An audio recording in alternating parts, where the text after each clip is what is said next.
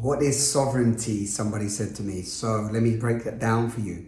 Sovereignty is us taking responsibility, radical responsibility for our lives. It's about us stepping into integrity fully, which means that our words and our actions are aligned. It means showing up in transparency, authenticity. It means loving ourselves and realizing that we are divine expressions of unique life force. It means seeing ourselves as sacred and everything else that we see as sacred. It means dropping into that greater awareness of our interconnectedness of all things. It's about us saying, hey, we are the co-creators of reality and that we matter. And that together, collectively, when we have clear intention and put our focus in the right place, we're transforming realities. It's about claiming back our power and no longer being dominated by government, being governed by those that we don't resonate with or believe in. It's about us coming together and reforming ourselves, self-regulated, and realizing that we can create more beautiful worlds. Our hearts know it's possible, not in the future, but right now. Sovereignty is about going inside, not just looking outside, projecting and hoping everybody else to do what you want them to do. It means looking inside and purifying and refining the dysfunctional conditioning and programming that we've had. No blame on anyone. It's just a natural progression of who we are, from our peers, from our parents, from the education system. We all know this. Many of you I'm preaching probably to the converted. But for those of you that are still, one foot in one side, one in the other, sovereignty is a call into living and being and embodying the magnificence of what we are, the miracle that we are. It's no longer staying in these limited, scarce concepts, fighting each other, competing with each other, living in shame, blame, guilt, resentment, and any other dense emotion that creates violent communication. Sovereignty is about being able to communicate transparently and being able to communicate our needs and being able to say yes or no, yes or no, right? Clearly, and owning our decisions.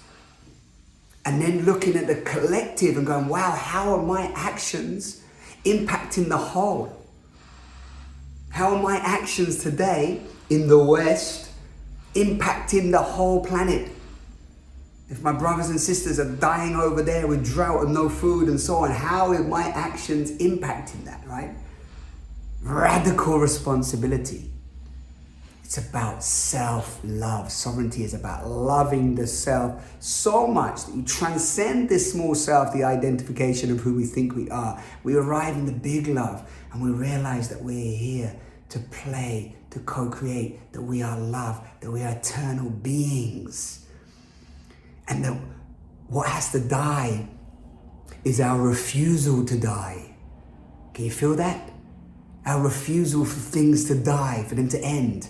As a sovereign being, we realize that everything's rising and passing. As a sovereign being, we realize that life shall continue.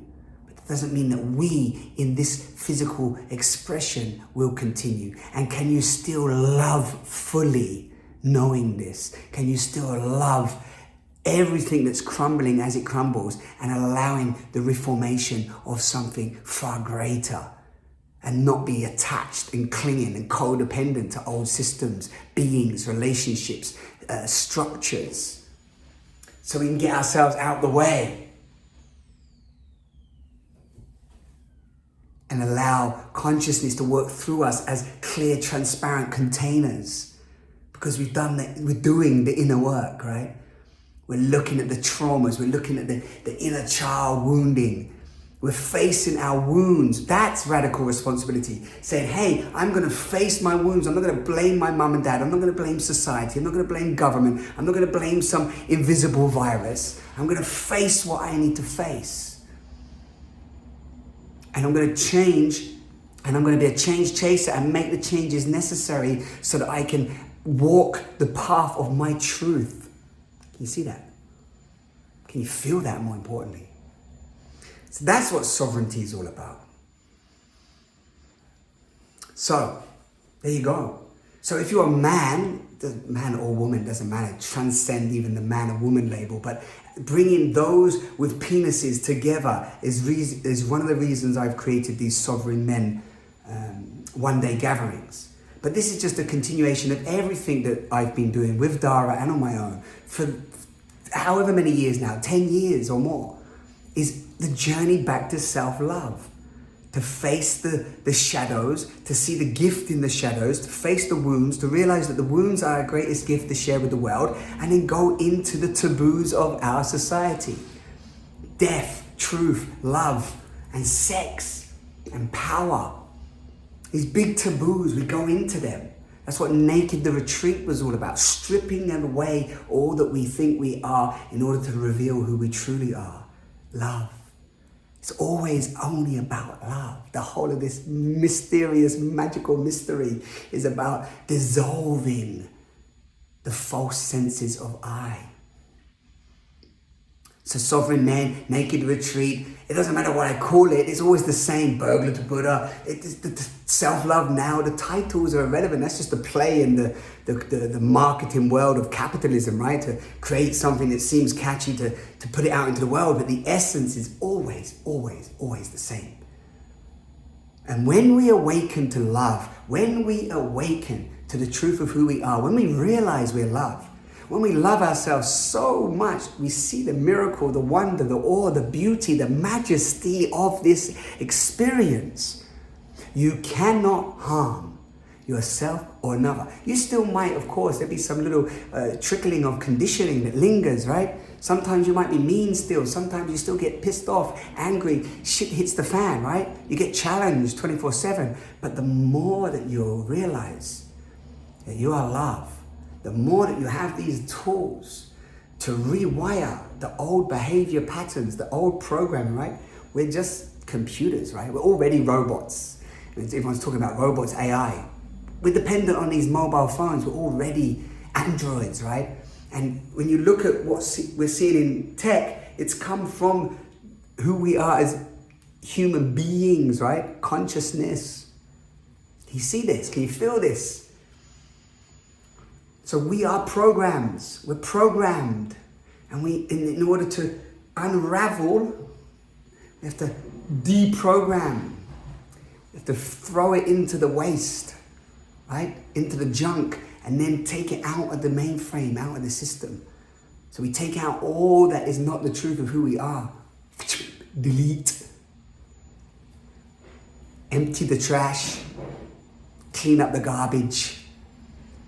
And then walk as evolutionary impulses, as co-creators, directors, writers of the more beautiful world our heart knows is possible, where we rise up as love from a foundation of empathy and compassion and aliveness and playfulness and the realization that we're already whole. Can you feel this? If you're just getting a little seed of this, like, oh yeah, it sounds great, size on a roll, boom, boom. Yeah, it all sounds beautiful. Yeah, lovely concepts in there, but forget all the concepts. When it drops and you feel it in your being, and knowing beyond words arises, and then you navigate from that place. You've got a completely different navigation system. You've rewired yourself. Cells that fire together, wire together. You've heard this maybe from Joe Dispenza. You go in, self-hypnosis, guided meditations, whatever you want to call it, and you rewire yourselves, ourselves. That's all I'm doing. That's all I'm being. That's all I've done. Read my book, Burglar to Buddha. This is just a little snippet of the journey. the rewiring process. So sovereign men is a call for the men. Everything we do, man and woman alike, it's about human beings awakening.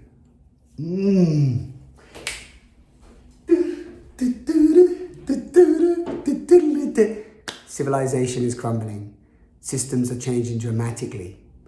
Where the world will be in the next 10 years, we have no clue. Nobody knows. But we are in big transformation process. We have been for a long time. This has been prophesized for many years by many elders. And we're in it.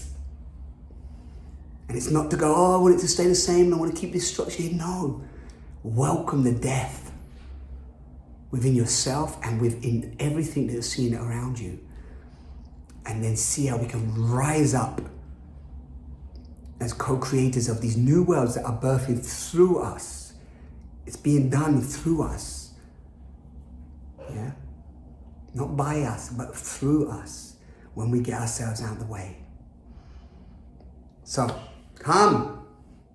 Whether you hang out with me or any other of the messengers out there sharing magic, this is not about marketing, this is not about sales, this is about regeneration, this is about transformation of another kind. You know, everything is open in times of crisis for great stars to be born. Everything that's crumbling allows rebirth, the death, the rebirth, metamorphosis. We're in the chrysalis. You've all heard this, the imaginal cells, look it up. Look at it from the bigger picture, micro, macro. It's phenomenal times, beautiful beings. So if you want to come and hang out with us, this is how you can. I do a one-day gathering for men coming up in August, September. Maybe I will continue. I'm putting together a men's journey with a beautiful brother called Silver, Stoic. It's going to be amazing. Dara and I have a community with other co-creators in that community called the Be Love Tribe. Get yourself off social media. It's kind of, you know, you could still call it social media, but it's more authentic, more real. We're connecting, live events. Come over there, jump into some of the trainings that are there for you.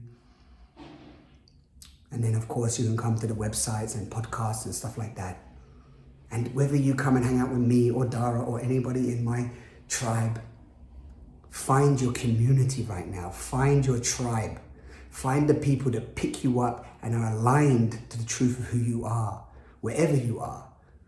Get yourself in community. Community is the new currency. Community is the evolution, the way we evolve. Coming back, self-regulating, getting onto the land, getting into the right community spaces, growing our own food, contemplating what it looks like to live in a village built on the values of what I spoke about earlier. Trust and empathy and co-creation and collaboration and shared resources and the gift culture. Woo! Yeah. Otherwise, what will happen, you're going to trying to stay involved, which is a possibility, right? Staying dependent on old structures that are no longer evolving. And that will, you know, that's your choice too. Everyone's free to make their choice. But I'm inviting a call to sovereignty. And you know why? Because that's the journey I'm on. We can only invite people where we've been through the experiences that we've had. And for me, self-love, that's why this book came together, Self-Love Now. That's why this came together. 54 friends, all answering the same question. Why is self-love important? Why did I write this book, Burglar to Buddha? Why? To share my story, to free myself from the shackles of my own story. And then to support you, to free yourself from the shackles of your story and rise up. The egoic mind, the mind can't work it out. But the heart, the truth of who you are, wow. And of course, the mind's beautiful too. But where we're pointing to cannot be fully worked out. Not in the logical sense. But it makes a lot of logical sense when you realize and you just fall into the void and trust and go and be willing to die time and time again, over and over again. Crying, dying, crying, dying. Thank you for listening. Sovereign men. One way of coming to hang out, but there's many others. Find your tribe. Find what aligns to the truth of who you are. And let us all rise up and co-create in the most beautiful worlds our hearts know is possible right here, right now. And it starts from the inside.